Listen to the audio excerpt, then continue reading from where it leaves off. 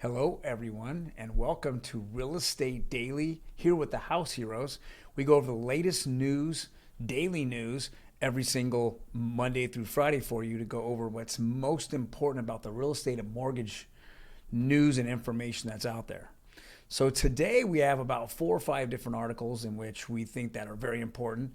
A few that are kind of interesting. One of them here, the very first one here, is the Airbnb CEO says the future of flexible work and travel will give a company a boost. So he's here thinking, all right, so if I'm working from home, guess where home is at?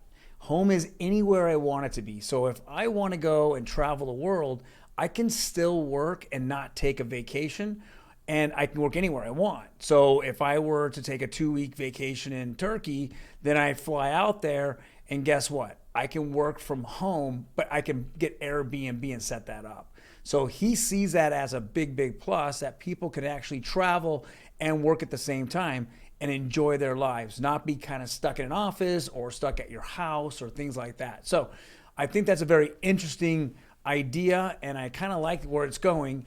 Obviously, he's hoping that the sales of Airbnb will continue to rise if this was to happen. So, there's a lot of optimism here with them, but we'll see what happens.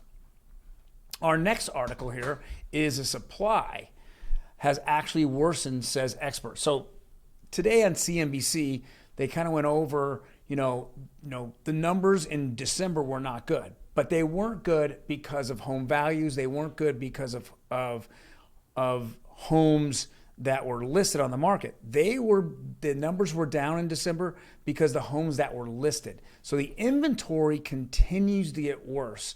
And I think what we feel that traditionally in real estate, we run into that, November, December, from Halloween, October, all the way through the new year, you have a lot of people that don't want, sellers don't want people to walk through their homes. And when they don't want to walk through their homes because they have holidays there, that's when they don't want to list their homes. And because of that, that's caused a huge dip in the sales of real estate. Not so much the value, but the sales of real estate. Now, your hardcore buyers are still out there looking, but nobody wants to go and walk around a Christmas tree.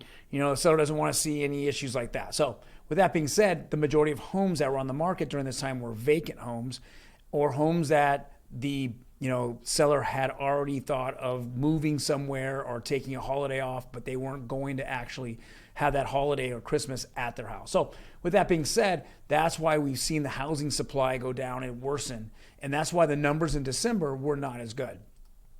And this is to make our point, on the flip side, we're seeing, record sales, or every home that's on the market is almost selling. I think the days on market now is 18 days across the United States.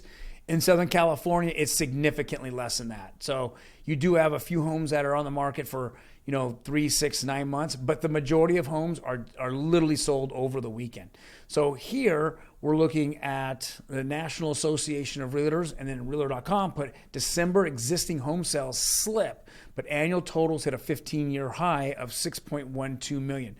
So yes, we know that home sales slipped, as we talked about, but even as they slipped and there's less inventory, we still hit a 15-year high with over 6 million homes sold. So that just tells you that the tenacity of the buyers out there isn't stopping. And as we see this, we keep seeing all these dips and valleys here, but this is crazy for a traditionally slow time to have a 15-year high.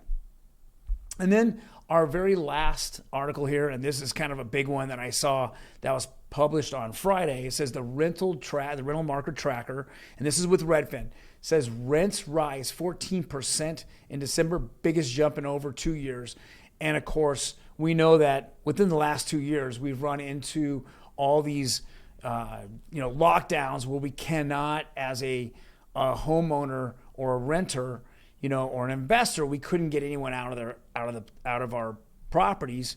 But now you're starting to see these investors, they're able to get people out, and the market's so hot that rents are going up and up and up. And so 14% is a significant jump year over year. I mean, they even talk about, Austin, Texas going up 40% from a year earlier, year over year.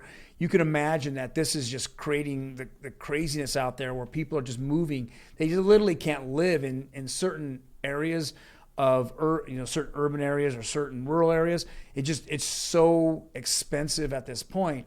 And yeah, we're continually seeing the rent market go up. And obviously what that makes it is that anyone that's renting, what we want to do is let's get in and try to figure out how to buy a home, how to lock in my monthly mortgage payment or a monthly payment versus rents are typically being pushed up every 12 months. You sign a contract, it's a 12-month contract.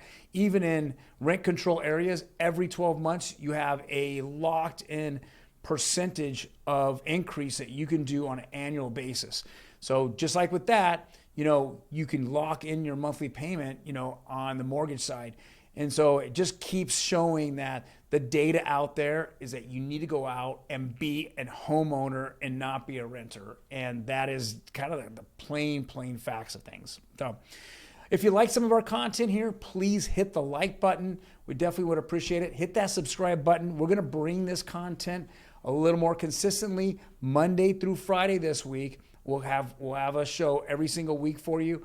If you have a comment, please comment below. We're more than happy to go ahead and respond to that as well. Guys, it's Monday, the 25th. We will definitely see you tomorrow, the 26th. Take care.